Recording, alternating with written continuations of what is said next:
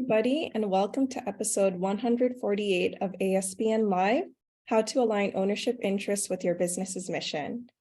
I'm your host, Tulsi Sivalingam, the American Sustainable Business Network's Director of Events and Programming.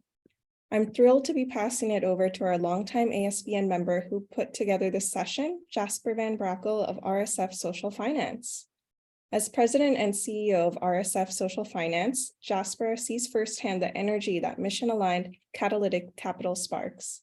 He guides RSF in revolutionizing how people relate to work with money, leading a talented team that develops innovative giving, investing, and lending programs to address the significant social, environmental, and economic challenges of our time.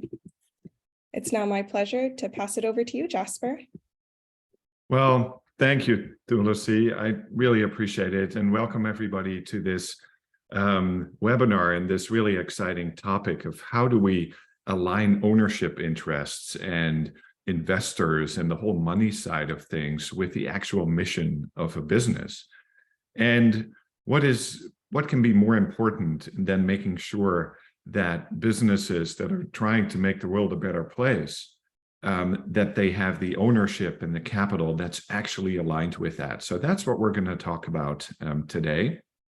It is my pleasure and a real honor to have Natalie Reitman-White with us today, who leads Alternative Ownership Advisors, an organization that is really leading the pack in terms of making sure that ownership and governance are aligned with mission. So we'll hear from Natalie today. And before I hand it over to you, Natalie, I just want to say a couple of things about how we look at this at RSF Social Finance, also about the current interesting situation that we find ourselves in the financial sector. And about why we care so much about this topic. So RSF Social Finance, for those of you who don't know our organization, we're basically a non-bank lender. What that means is that we provide loans to social enterprises, to for-profit and non-profit organizations that have a mission to make the world a more just and healthy place. So it's the organizations that are really impacting positive change in the world that we support with debt, primarily with debt, with loans. We've been doing that for almost 40 years and, consider ourselves a pioneer in working with money in a different way, namely seeing money not as the goal, but as a tool. And in the process of working with money, making money as a business, of course, is really important. And we are very much convinced that money is a tool. And the question is, what do we do with it? And also, for the people who have invested in our loan fund, the question is, what is my money doing at night, basically, when I'm not paying attention? What is it doing on my behalf? And so we're really excited about working with Natalie and several organizations, several companies that are thinking about ownership and governance in a very novel way. Because let's face it, if we look at where we are today, a lot of what we achieved as a society in terms of wealth generation, in terms of education, in terms of advancement, we can credit our economic and financial system for it. And at the same time, it has also led us to a lot of extraction in terms of social extraction from communities, from individuals, as well as extraction from the planet. So I think it's safe to say that if we keep doing the same things, we're going to get similar outcomes in terms of the bad outcomes that shareholder capitalism is bringing us. And rather than swinging all the way, to the politically opposite of the spectrum, there's a way to tilt this axis and to say, well, what if there was something like stakeholder capitalism, like stakeholder economics? And what would that look like? And there are actually models, proven models, that do that, that are able to protect, preserve the mission of a company, provide liquidity to founders, which is really important, and can be a really interesting and attractive investable opportunity. So that is the holy trinity, basically, that we're trying to solve for with these structures. And before I hand it over to you, Natalie, let me just emphasize that for the American Sustainable Business Network, I think we can all agree that business is leading the way and needs to lead the way if we are to build a more just economy that provides real climate solutions. And by the way, those are two sides of the same coin. So if business is to lead the way, what are the models, what are the governance and ownership models that make sure that there's actually alignment, that we all have wind in the sails and the boat is moving in the direction that we want to move it into? So without further ado, Natalie, I want to hand it over to you, and would be great to hear a little bit about you, about your company, before we dive into specifics about what that looks like, these alternative ownership structures. Thanks, Jasper. Thanks for having me, and thanks to everyone for coming. My name is Natalie Reitman-White, and I've been working with alternative ownership advisors for the past 3 years now. And I'll just share a bit about my personal journey and how I came to be working on this topic of alternative ownership and finance. I've worked in the sustainability sector for more than 20 years with companies. I was first started off as an environmental activist, and then decided that if we were going to make change, maybe we should be working within companies who were causing a lot of problems for the environment, and start to change corporate behavior. So I've been working with companies for more than 20 years on changing their operational practices to be more socially and environmentally responsible. And in that journey, I kind of kept working operationally, and then discovered, well, who's making the decisions here? Who's making the decisions, and where does the money go? And we can be thinking about sharing more and protecting the environment operationally, but how this company ultimately behaves is very much directed from the boardroom, and how they're reinvesting the profits of the company, how they're sharing the profits of the company, what are they doing with the cash flows of the company? Is that aligned with the sustainability mission that they're trying to further? And so that was kind of my journey into looking at how companies are owned and how they're financed, and retooling companies at that level to align holistically with their sustainability mission. So with that, I'm going to get into I'm going to share a PowerPoint here. So today I'm going to be talking about a concept that we call stewardship ownership. And this is a newly coined phrase that has been used probably over the last 5 to 10 years to describe a different way of holding ownership. I also want to acknowledge that while this is a new way of thinking about holding ownership in Western corporate legal forms, this is also a very old concept of ownership that has been held by many communities around the world for many years, that maybe we've gotten away from, that companies are thinking about going back to in terms of philosophy. We're just taking existing corporate legal forms and shaping them in new and, some would say, old ways. So what is steward ownership? So as Jasper was saying, we're experiencing a paradigm shift in worldviews. People are kind of waking up to the fact that maybe the role of business in society should be more than just creating shareholder wealth. Maybe business has a role to play in solving some of the big problems in society, from wealth inequality to climate change. Maybe businesses should exist to provide products and services that are of value and adding to community wealth and solving our human needs, versus just shareholder primacy and creating wealth for shareholders. We're also starting to think about wealth generation differently. Who am I building wealth for? Where is it going?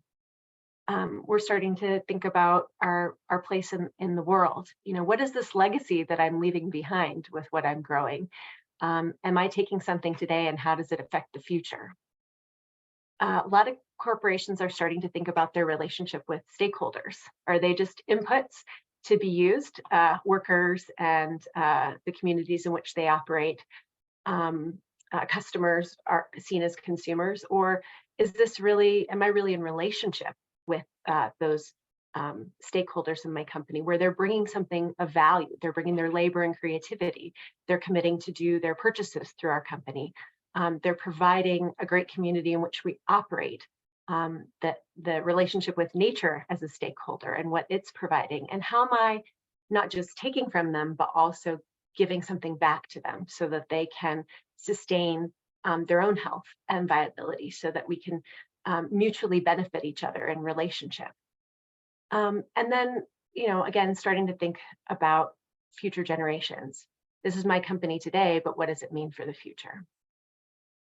The problem is while many business leaders are thinking about these things, the modern legal corporate ownership and investment forms are built off of an old frame, which is the presupposition of shareholder primacy. And so if we're going to create companies that are behaving in different ways, we need to think about retooling at that ownership level. Who's making the decisions, and where does the money go to reflect this new worldview? So this is a helpful chart for me to think about kind of what is the current legal ownership form built off of. So for many, many years, ownership legally has passed through blood, so through inheritance. So, the family business, you own a business, you pass it to your kids, and they can do with it what they want, continue to run it or sell it over time.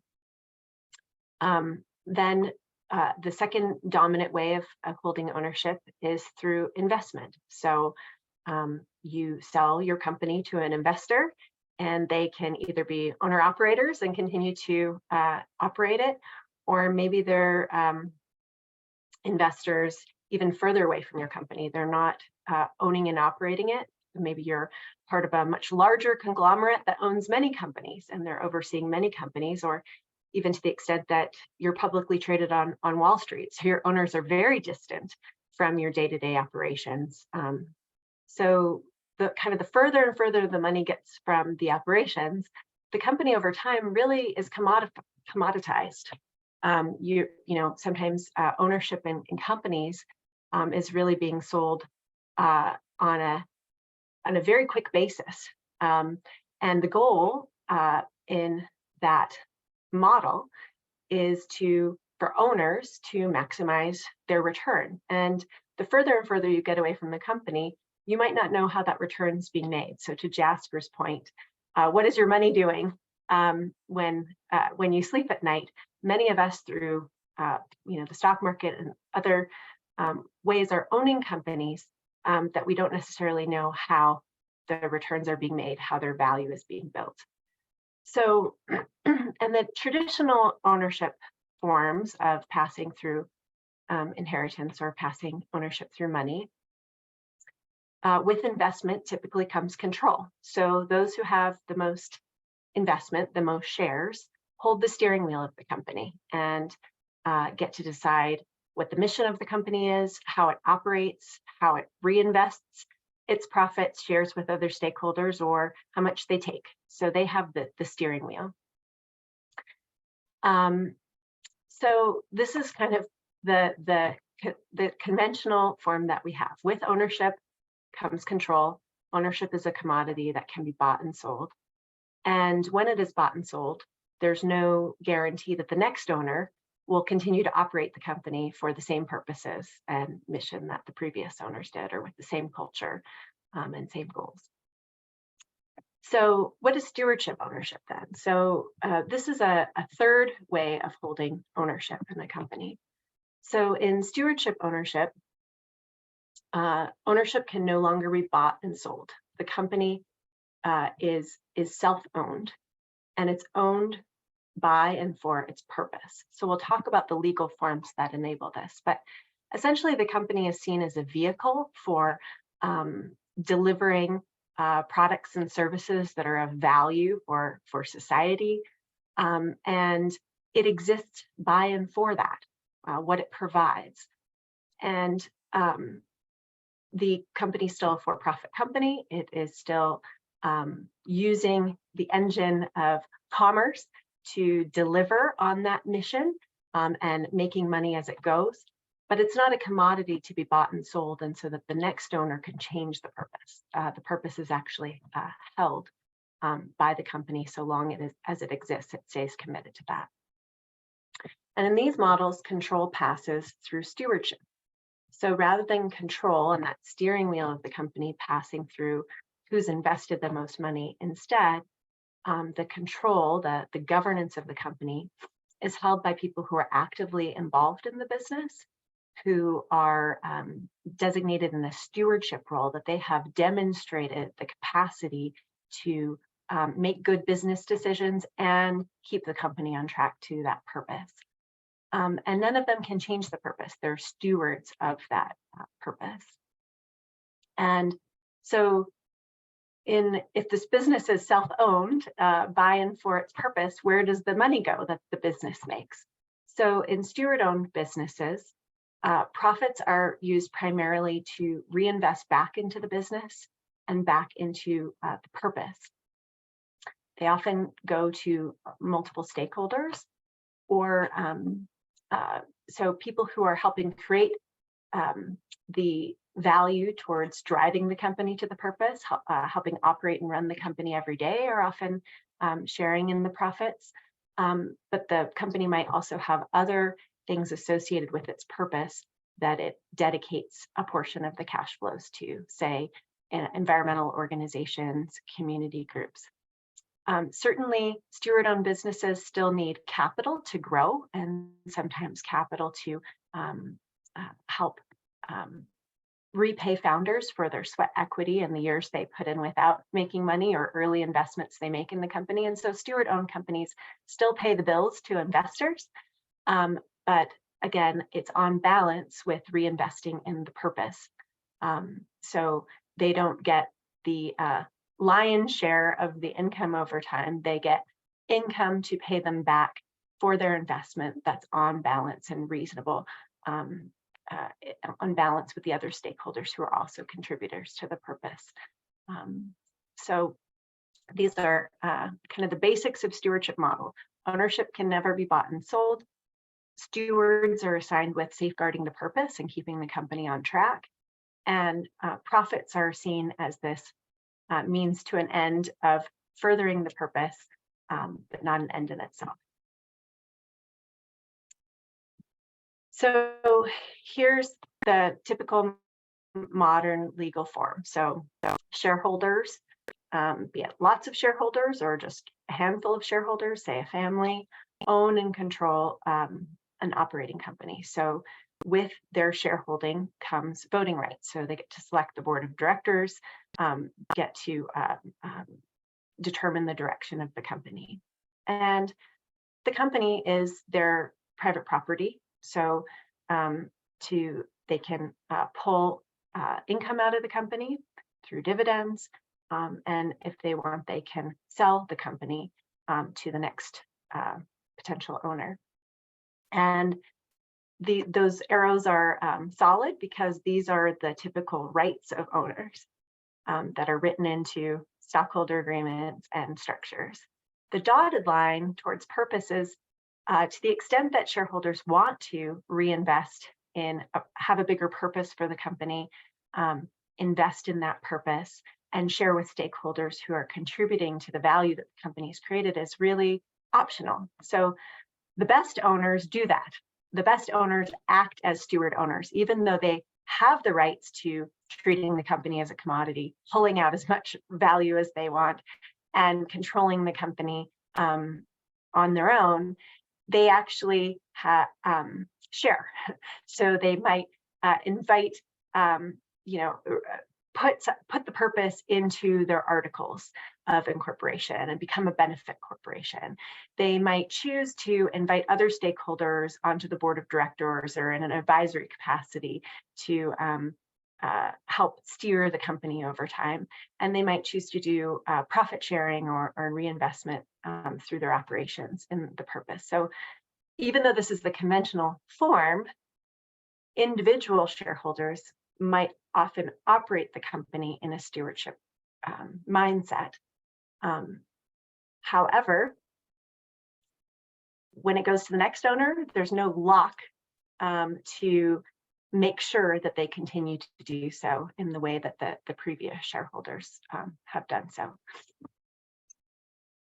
So in stewardship ownership, how does this change these dynamics? So one of the key features of stewardship ownership structures is the separation of economic and voting rights. So actually looking at decoupling those rights in ownership. There's also this veto power from selling off the enterprise. So the enterprise is considered a vehicle for furthering its purpose, and so you're preventing it from being sold off away from that purpose to someone else who might take it a different direction. So independence is permanently locked in. Self-governance, there's you design who the stewards of the company who will hold the steering wheel will be. And you decide how the profits of the company will be used to further the purpose. And we've seen some creative ways that companies have done this through cash flow waterfalls, where obviously they're still a for-profit company, so they have to first pay for operations, pay for equipment and investments in the company.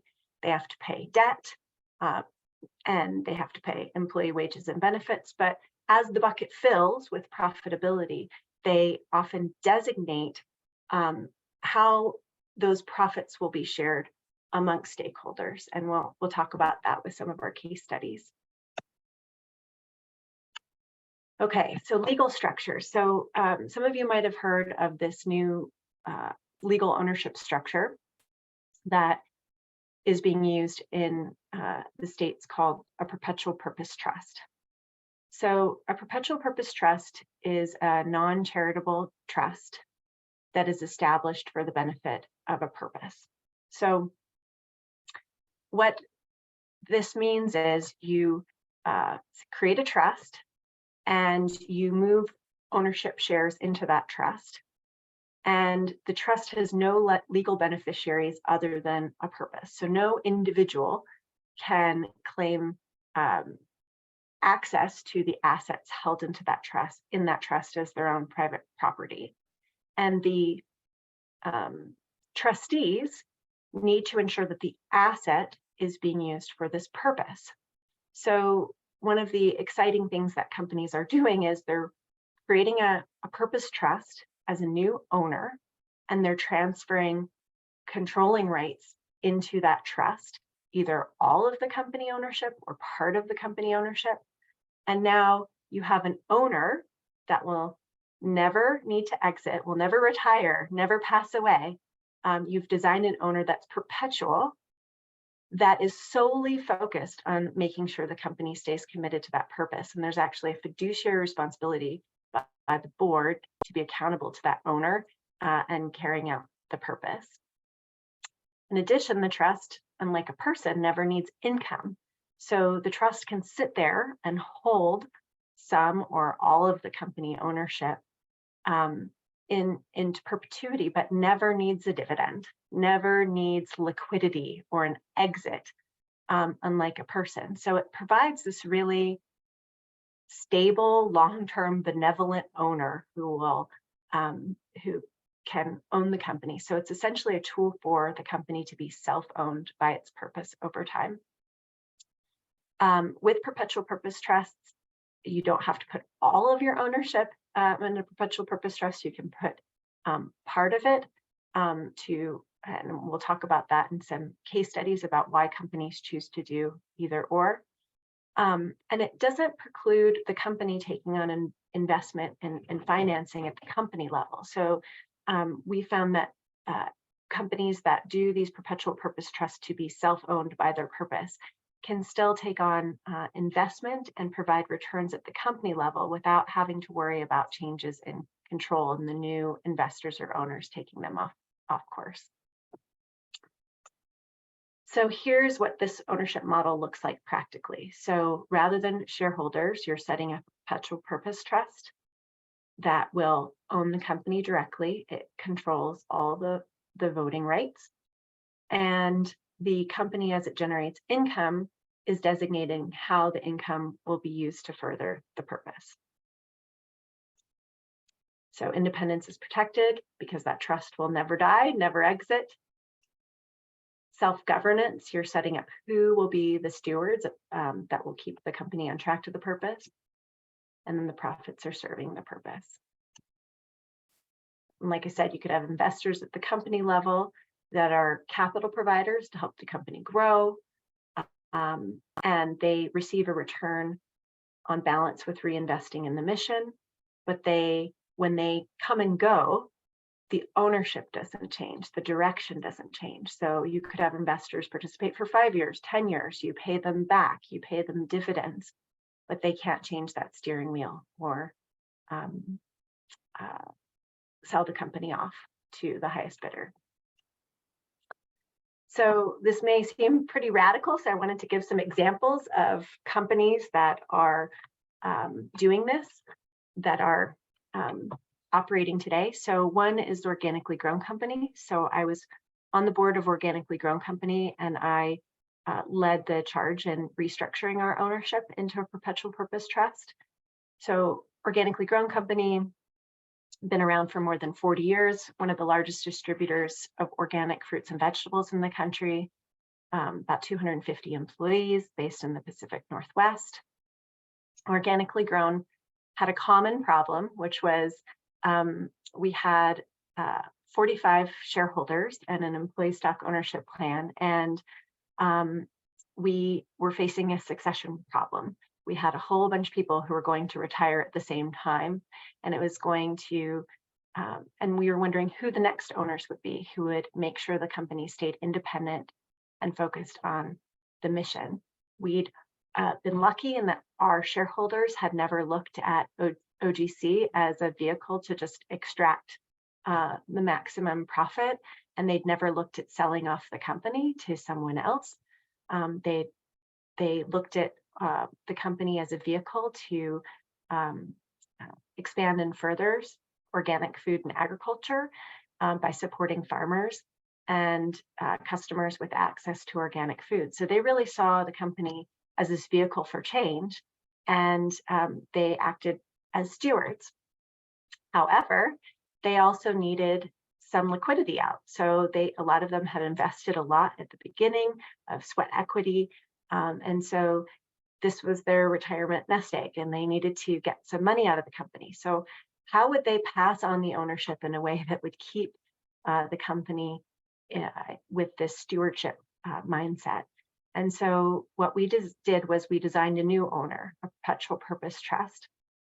So the trust exists to hold the company to ensure that it furthers sustainable food and agriculture through its products and services. It doesn't mandate exactly what the business strategy should be or product and service mix. It just says that the company has to, through its operations, further sustainable food and agriculture. So that actually gives the company flexibility to evolve over time. That's part of being a sustainable business, is understanding how markets and customer needs are changing and what you can do to respond and add value.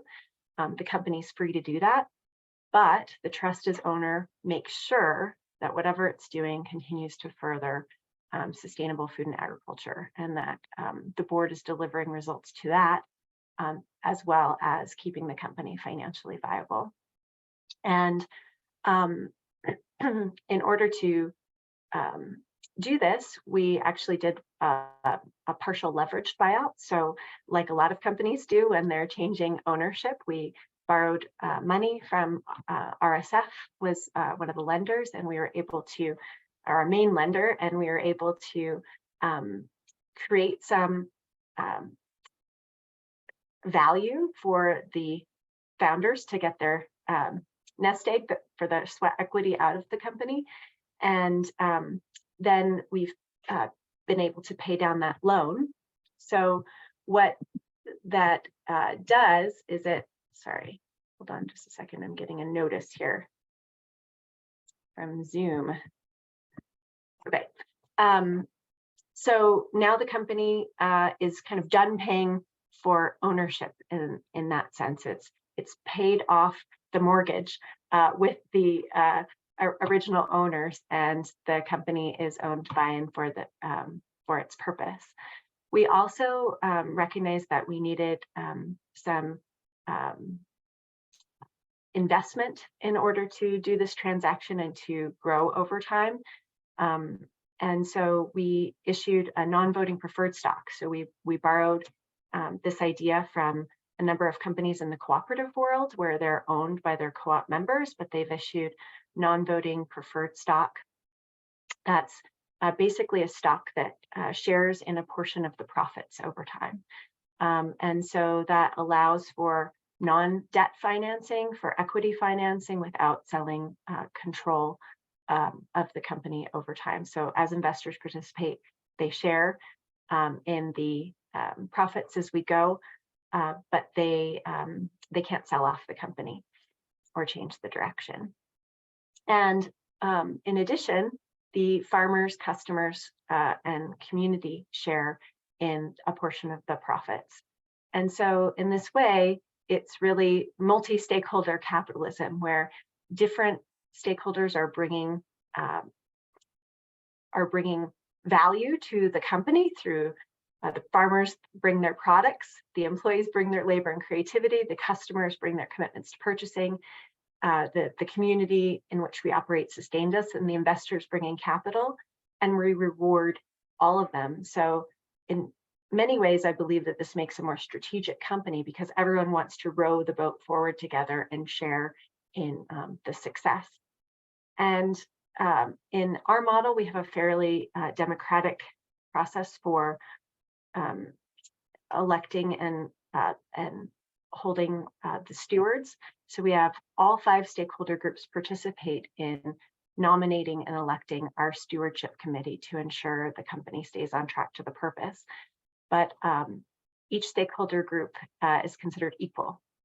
So again, control in the steering wheel isn't based on investment. So we have some investors who have invested significant amounts, smaller amounts. They all participate as one vote alongside employees for that trust stewardship committee. So multi-stakeholder governance and multi-stakeholder rewards and a purpose-owned company.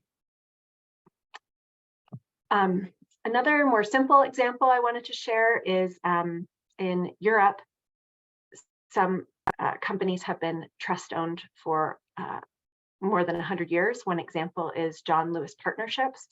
So they have about 80,000 employees. They own department stores and grocery stores in the UK. They were family owned for many years, and one of the grandsons who was set to inherit the company was working in the company day to day alongside the other workers, and had this epiphany that he didn't like the fact that he was about to inherit the company as his private property and his wealth, but the wealth was being created by all the workers he was working alongside every day. So he placed the company into a trust. The trust is the forever owner of the company. And the benefit for the trust is that, or the purpose that they have instated is that the company should benefit the workers over time. So their profit sharing is very simple. Their purpose is more simple. It's not transforming food and agriculture. It's running a great company and rewarding the employees who are creating the wealth. And their profit sharing is very simple. It doesn't go to multiple stakeholders. It just goes back to the employees. And their bonus is actually shared equally among the 80,000 employees, which I think is really interesting. They basically have one number that they share with the employees every year, which is, say, 4%, 10%. And that's the percent on top of the base wages that they're going to be able to pay out in a bonus based on their profitability. And everyone knows that's the number for this year, and they will get that, that bonus across the company. Again, the employees can't sell off the company. It's held in trust. So no current group of employees could cash in on the company for their personal benefit at one point in time at the expense of that purpose living on.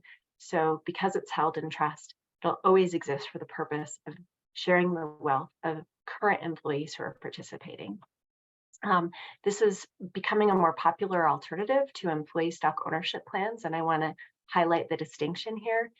In employee stock ownership plans, employees actually hold the stock, and they are regulated by the federal government in the United States as qualified retirement plans. So in those plans, you are not entitled to your share of the wealth that you're creating until you're 65 or you leave the company.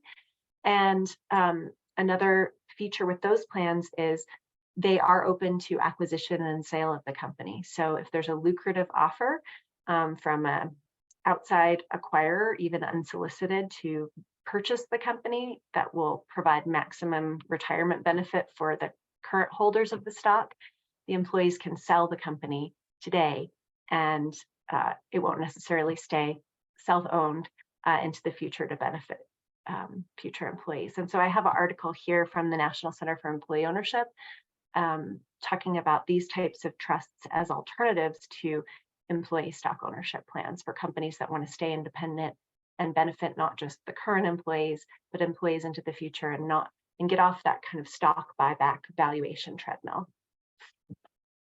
Natalie, this is really wonderful, and thank you for sharing this wealth of information. I know you have more case studies that are coming up. I'm just looking here at my screen at the chats and the questions that are coming in, and I think there are a few that might be logical to respond to now, and there are other questions. So everybody, please put those questions into the Q&A. Others we may get to at the end. But one question that came up that I saw somewhere was, how does this type of a trust ownership differ from a worker-owned co-op, for instance? And you spoke to ESOP, right? But can you speak to cooperatives and how this differs from co-ops? I also saw a question about tax benefits of this structure and how that differs from some of the other structures, including ESOPs. I saw a question about Patagonia. We'll get to Patagonia, I know, so we'll hold that question, but maybe on worker-owned cooperatives or cooperatives in general as a structure. I'm glad that you brought up cooperatives. So cooperatives are a great example of a stewardship structure. So cooperatives are developed around mutual benefit, around a purpose. So being a worker cooperative or being a farmer cooperative, that the company exists for the mutual benefit of the farmers. And in cooperatives, the group is organized around that shared purpose, and then the returns, the profits, are shared amongst the workers or the farmers as you go. Probably the distinction here is that cooperatives can choose to basically dissolve and sell out of the cooperative structure. And so these trust ownership structures provide additional kind of veto against that. But I definitely want to endorse that cooperatives are a old and long-standing form of stewardship ownership and a great model of stakeholder capitalism as well. Thank you. Yeah, I think one of the things that really stands out to me is that what we're trying to do with these structures is to not move all the power from the shareholders to another group, right?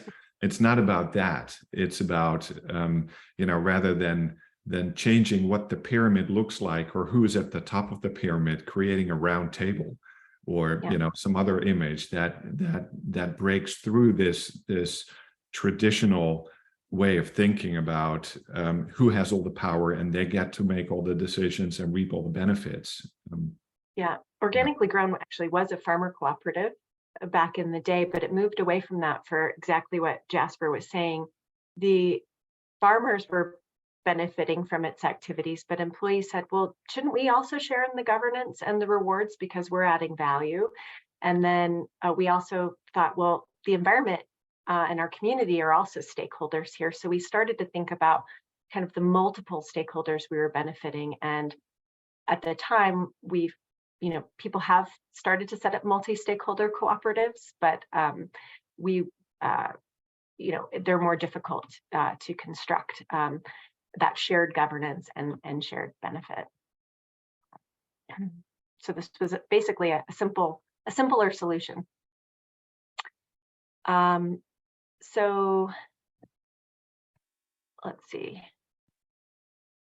Other questions here. Should I keep moving, Jasper, and just give a few more examples?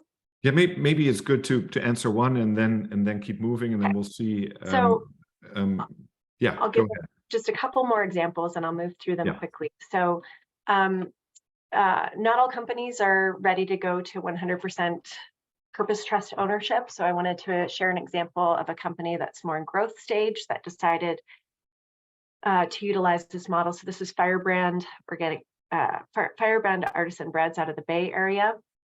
They were owned by the founder, and their mission is to employ formerly incarcerated and homeless people to provide livelihood and an opportunity for employment, because there's often challenges with access to employment. And in their model, they also wanted to grow. And the founder wasn't independently wealthy and had a bunch of money to invest in the company. So they brought on investors to help fund the growth of the company.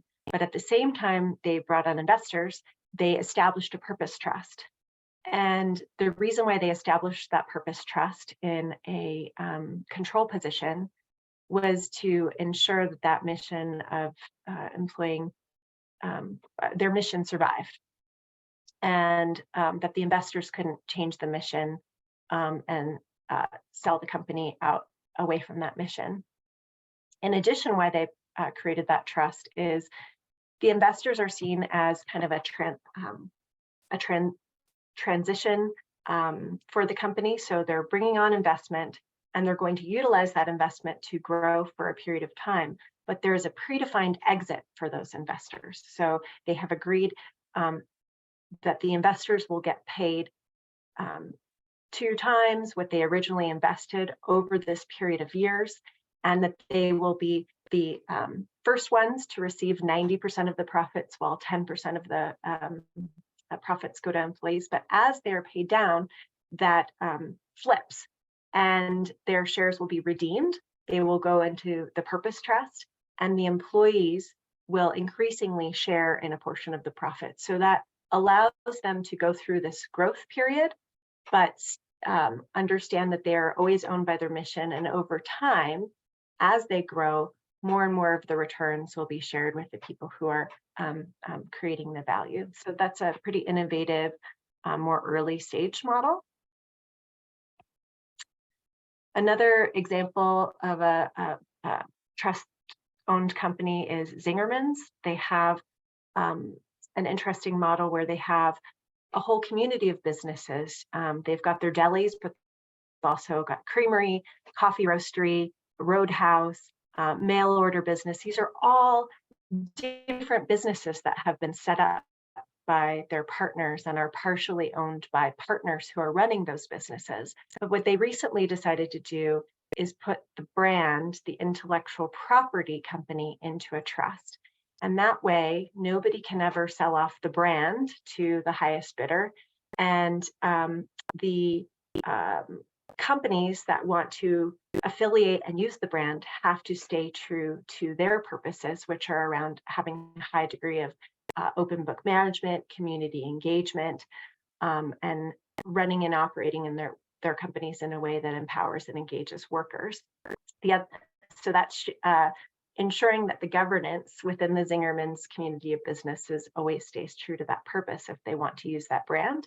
And then in terms of shared rewards, over time, the royalties that are paid to the brand by all the community of businesses go back to businesses. So the employees can't sell off the businesses. The managing partners still own those businesses, but the employees are sharing in the royalties as the values created. So I guess I'll share one last example and then we'll go back to questions. So a lot of people have been talking about Patagonia. How does that work? So their founders set up a purpose trust to essentially safeguard the company from future sale. So the company will stay independent. They did this because they're an activist company. They take a lot of their profits and put them back, not only into reinvesting in the business and making sure the business stays healthy as a vehicle for operating, but also into a lot of social and environmental causes. And so rather than passing ownership through inheritance or selling the company, they've put it into a purpose trust. So the purpose trust will own the company into the future. And then they decided with their financial flows, something pretty radical. Rather than going to multiple stakeholders, their financial flows will go to a nonprofit that they've set up for climate change advocacy. So the nonprofit has economic rights, but no control over the company that's held in the trust. And they kind of wanted to recognize that Earth is the ultimate stakeholder on which we depend, and that we should be an example of putting the bulk of our resources there. So that's that example. So let's get to some more Q&A here.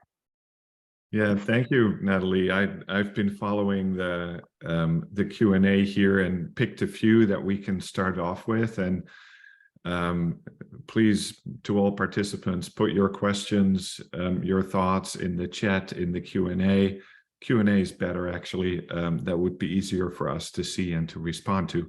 And we're not going to be able to get to every single question, but both Natalie and I are available also after this webinar.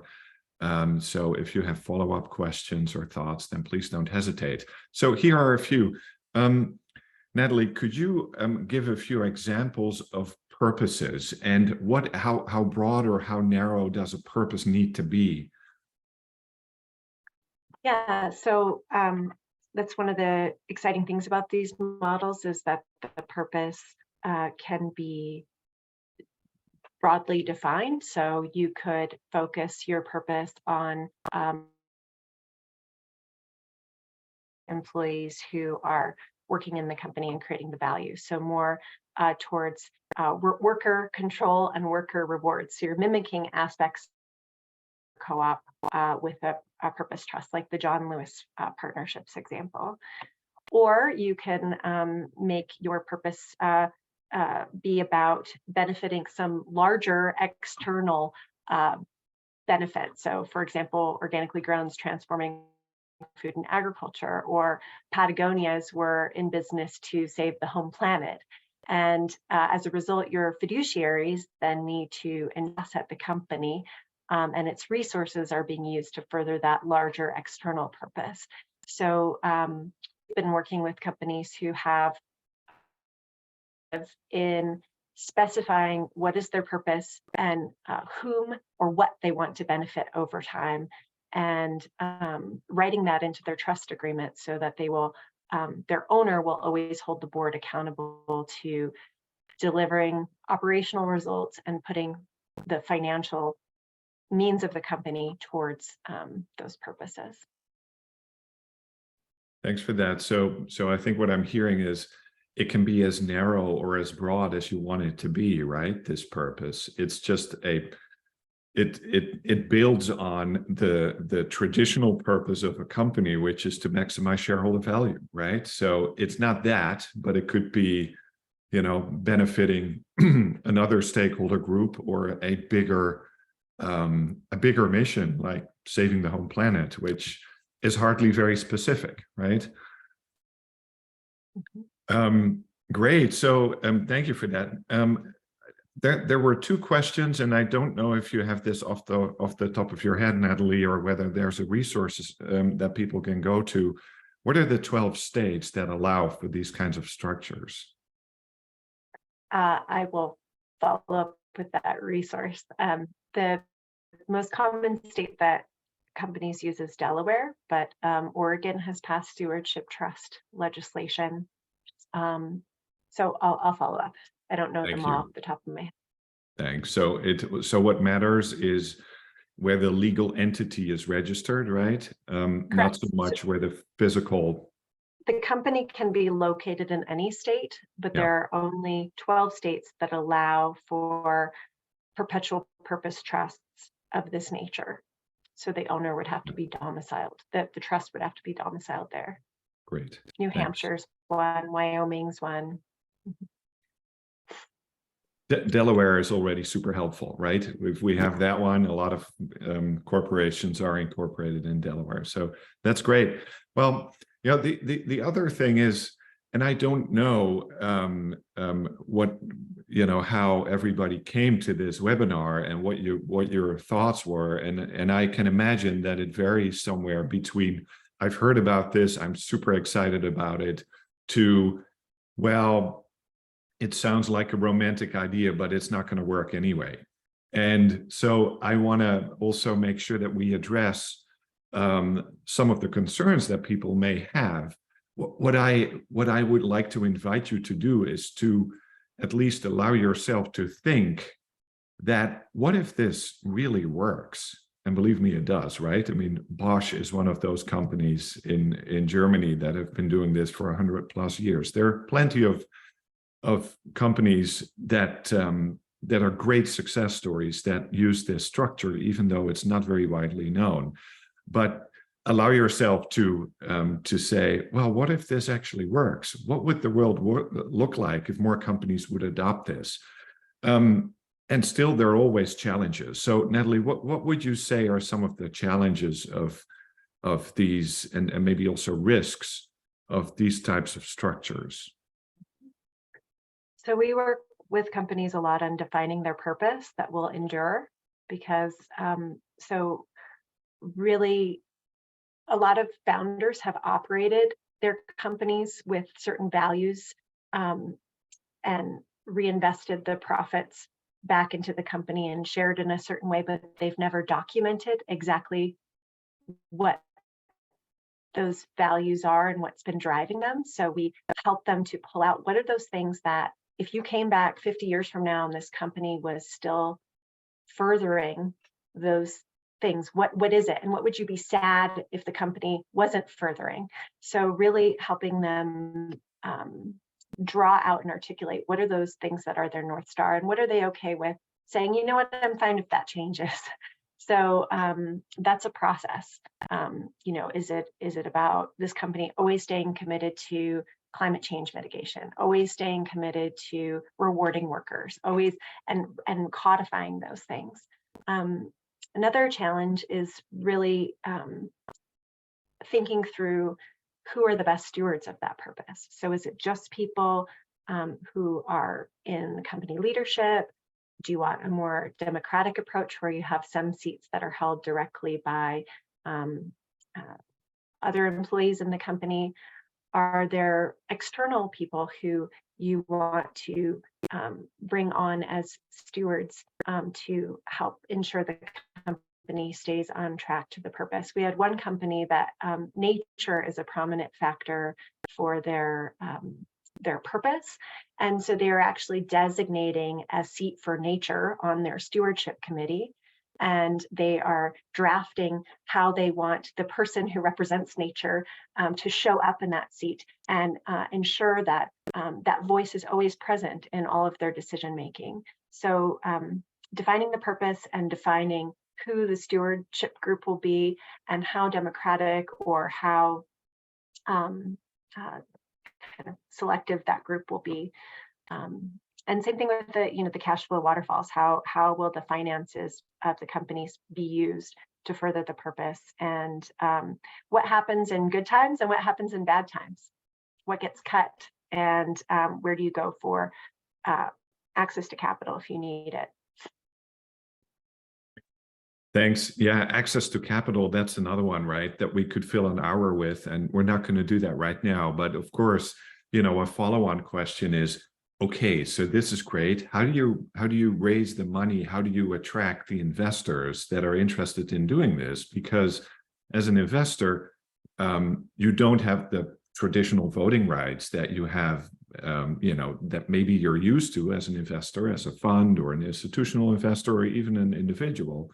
So how do I start to feel comfortable with this idea that I don't hold all the cards? Ultimately, I can fire the CEO, I can put on the board whoever I want, I can sell the business to whoever I want as an investor, as an owner. Well, that's no longer the case here by design.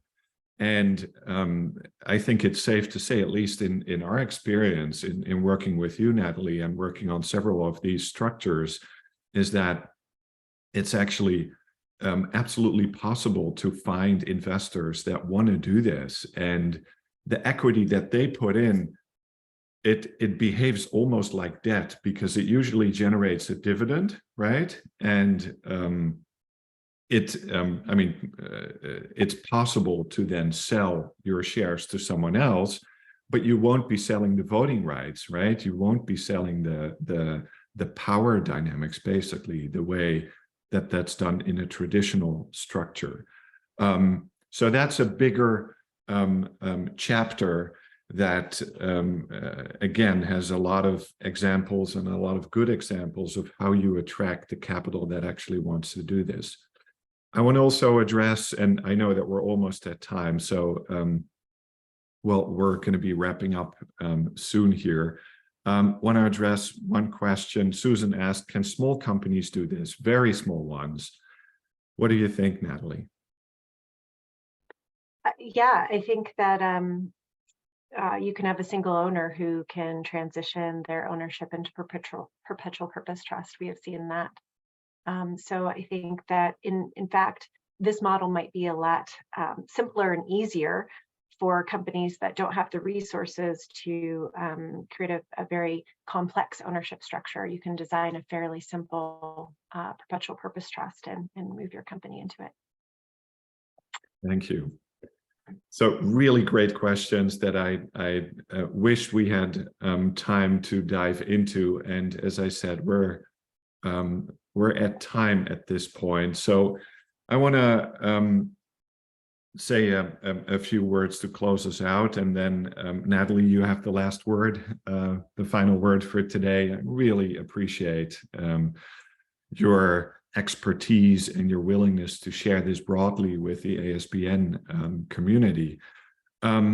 So today we find ourselves in this interesting place where two major banks basically fell over, and there's a lack of trust in the financial sector and the financial system that is really materializing. Without going into all of the causes and the drivers behind this, I think that it's really important that we ask ourselves the question as companies, as entrepreneurs, as investors, as supporters of a more sustainable way of doing business. It's how do we make sure that the purpose of a business, management of the business, all the workers, the entire supply chain, and all the capital that goes into the business are aligned and are rowing in the same direction, have similar incentives, right? And how do we make sure that what the capital really wants to do is to make more money for themselves, and they don't really care what the company does, right? And these kinds of structures are ways to break through that paradigm and to actually align those interests with the ultimate purpose of the business. So I'm incredibly excited about what's possible with these structures, and at RSF Social Finance, we are very supportive of doing this kind of work. We want to do more organically grown company types of deals. We are working on a few and are just really excited about building a new economy in which business is the solution and not the problem. Natalie. Well, thank you for inviting us, and I know we can quickly get into the weeds of the technical design features of these models, but I think the big takeaway here is company owners as well as investors are really starting to rethink their relationship with ownership and why their companies exist and who they exist to serve. And in order to create more shared benefit, we really do need to think about the legal re-engineering and retooling the legal forms in order to achieve this. So just really excited and grateful that we've got a bunch of lawyers working with us on this and companies trying out these models. And thank you so much for allowing us to share. And I'm excited to see this field keep growing and for companies to keep iterating in these structures. So thanks.